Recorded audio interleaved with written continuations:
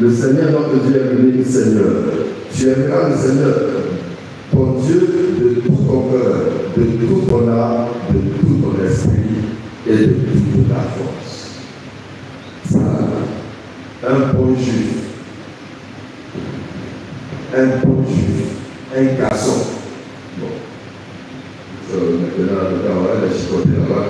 On va faire un garçon seulement qui va faire. Un bon juif, quand tu es pauvre,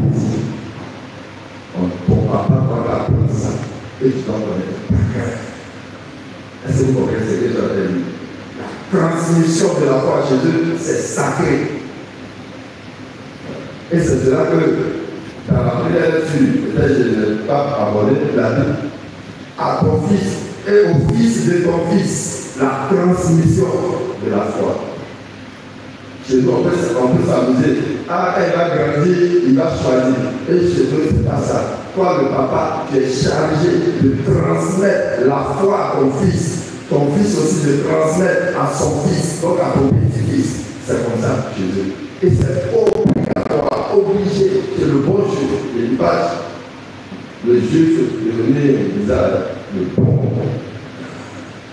Et donc, Jésus, en le disant, il ne fait que rappeler ce qu'il connaît, ce script, depuis son jeune âge.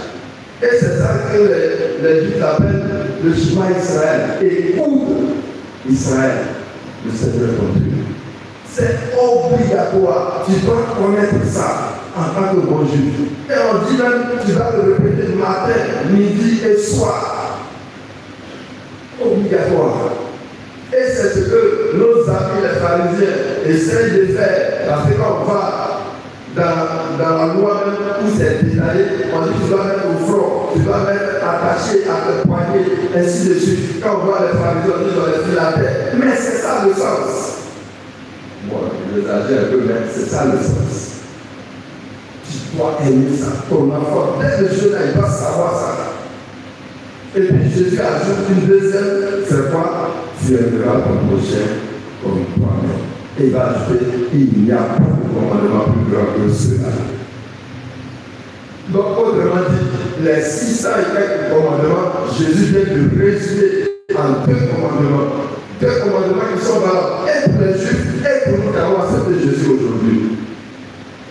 Si tu veux respecter tout ce qui est contenu dans la parole de Dieu, voici les 2 commandements que Jésus te donne. Aimer Dieu et aimer son prochain. Là, ça dit que quand tu aimes Dieu, tu vas aimer celui qui a son image. Ou bien, puisqu'il nous a créé à son image. Bon, même si je ne suis pas trop bon, mais malgré aussi à son image. Vrai ou faux? Ah, donc tu vas m'aimer. Comme moi aussi, je dois t'aimer, c'est ça. Et donc, la pratique authentique de ce que tu aimes Dieu, c'est à travers ton prochain.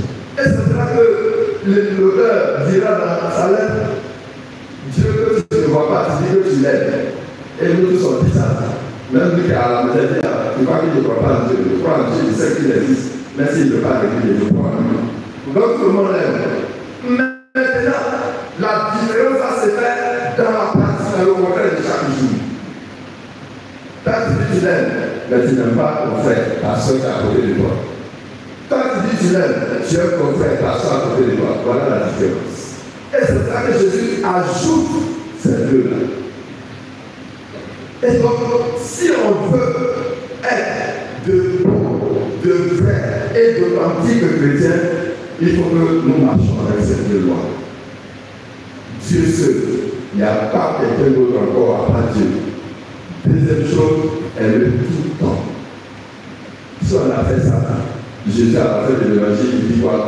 Il dit au scribe, il a dit quoi? Il a dit quoi? Je ne sais pas. Il a dit quoi? Tu n'es pas loin du royaume, dis encore. Tu n'es pas loin du royaume. Il dit, tu n'es pas entré déjà dans le royaume, mais tu n'es pas loin. Il savait que tous les fois, à la fin de la grâce, ça fait beaucoup. Vous voyez un peu? Tu n'es pas loin du royaume. Ah, c'est pas moi qui dis. Jésus, voyant qu'il avait fait une remarque judicieuse, lui dit, tu n'es pas loin du royaume.